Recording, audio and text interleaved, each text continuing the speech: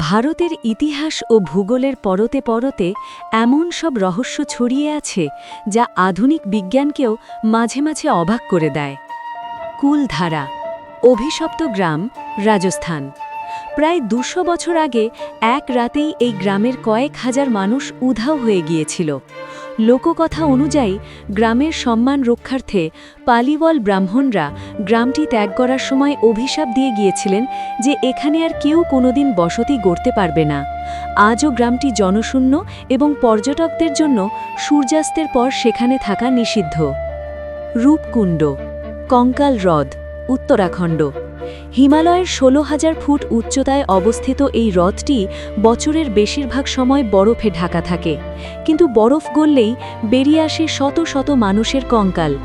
DNA test অনুযায়ী এগুলো প্রায় ১২০০ বছরের পুরনো। এই মানুষগুলো কারা ছিল এবং কেন সেখানে মারা গিয়েছিল তা আজও পুরোপুরি অমীমাংসিত। ৩. লেপাক্ষী মন্দির, ঝুলন্ত স্তম্ভ, অন্ধ্রপ্রদেশ। এই প্রাচীন মন্দিরে ৭০টি স্তম্ভ আছে, যার মধ্যে একটি স্তম্ভ মাটির সাথে লেগে নেই, বরং শূন্যে ঝুলে আছে।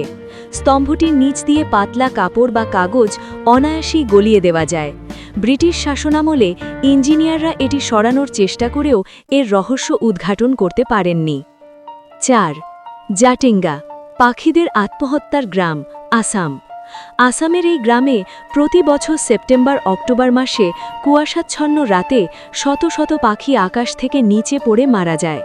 বিজ্ঞানীরা মনে করেন চৌম্বকীয় ক্ষেত্র বা বাতাসের চাপের কারণে এমনটা হয়, কিন্তু স্থানীয়দের কাছে এটি এক গভীর রহস্য। ৫.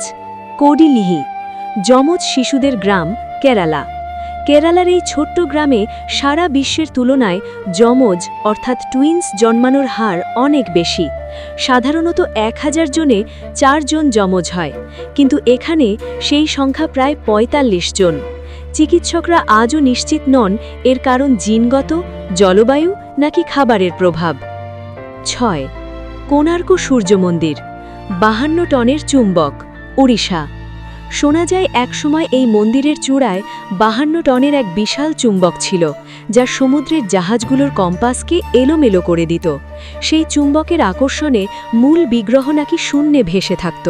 পরে ব্রিটিশরা এটি সরিয়ে ফেলে বলে ধারণা করা হয়।